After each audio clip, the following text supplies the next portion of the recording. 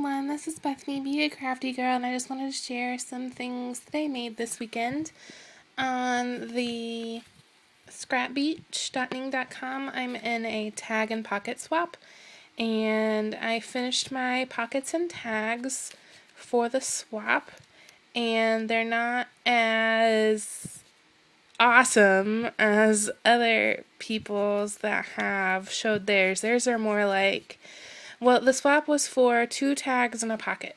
And then the hostess was talking about, using your Sizzix dies and that it needed to be able to fit inside a 6x6 mini, like on a page of a 6x6 mini. So, and this is my take on it. And other people, when they started making theirs and posting pictures and making videos, like theirs are more like a page, not an addition to a page. So this is my take on it. You can, have it this way too and like bind the bottom if you wanted to stick it in a mini, or you could bind the top part, punch holes and bind the top part if you wanted to put it in a mini, or you can just glue it down to a page.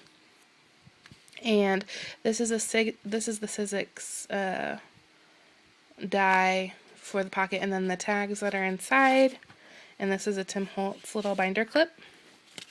And then the tags that are inside are the scalloped crescent and the super crescent, and they match this tag or this pocket.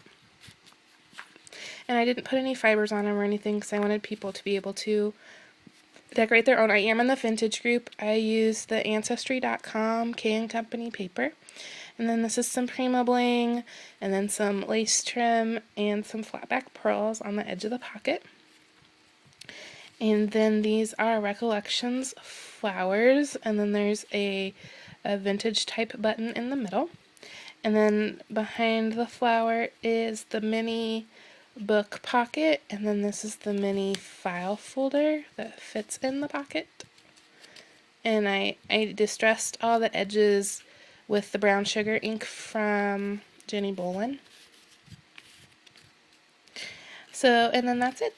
This is my pocket. I tried to leave it a little plain so that whoever receives it, it will match. They can kind of change it a little bit to match whatever book they put it in. And then this is another project I made.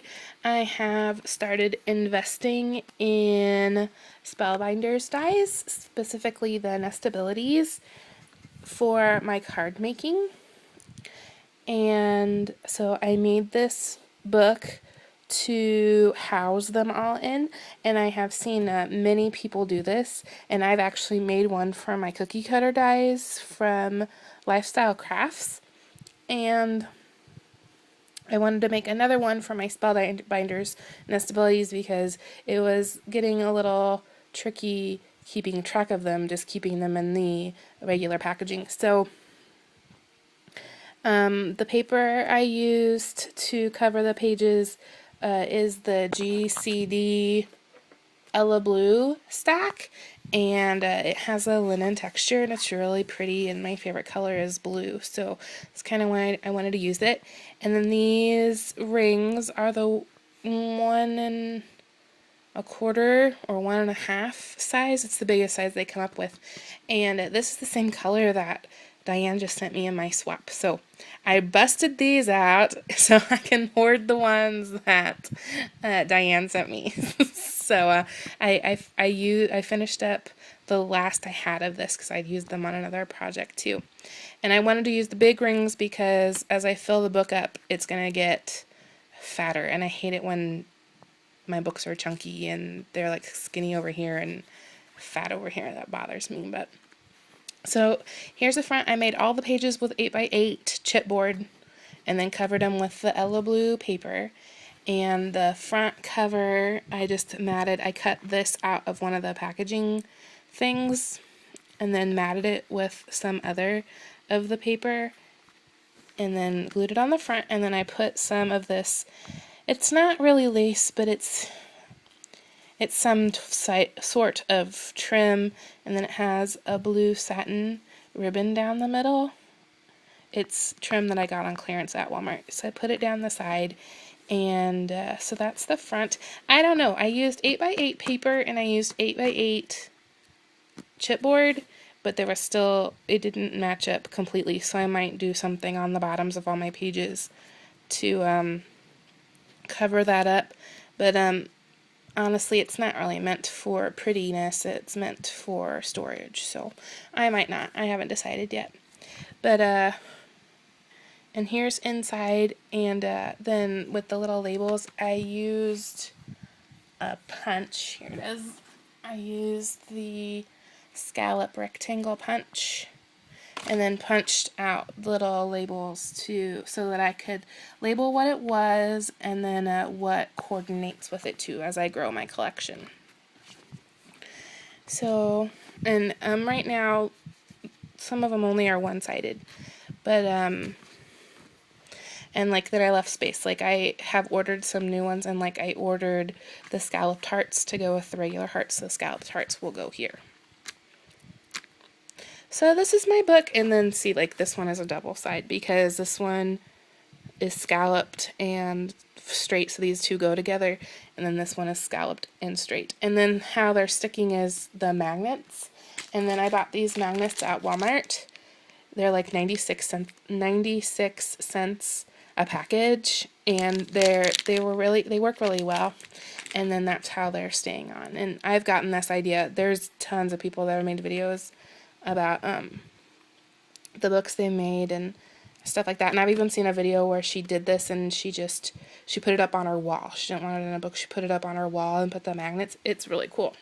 I don't know who that is, but it was really interesting, but I wanted to be able to take mine to crops and stuff.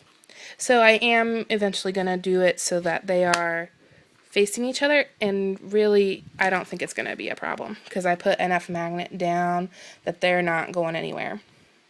And there's the flower ones.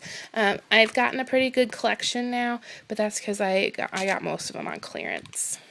The scalloped ones and the reverse scalloped ones are the hardest to do, and that's because they, when you layer them, like the dies actually have to lay on top of each other.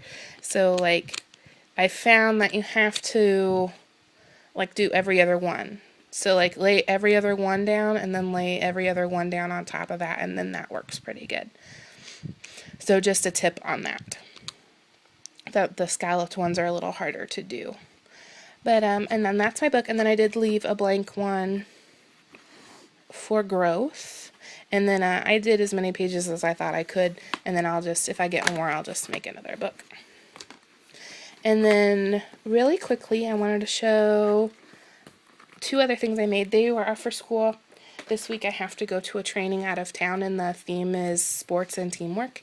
And I wasn't really looking forward to going to this training because of people that are going to be there, and I decided that I needed to stop being a butt about it and make it as fun as I could. So the theme was sports and teamwork this year, and so I made us little pennants to take. And then Southlawn, that's my school, and then TRC is Technology Rich Classroom, because we received that grant this year.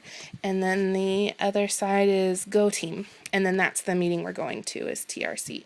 So I made us little pennants. I made one for each of the teachers and for my principal, because we're all going.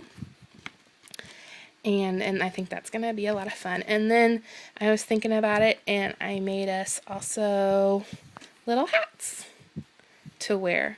And the teachers don't know. It's a surprise. I'm going to tell them tomorrow because we leave tomorrow.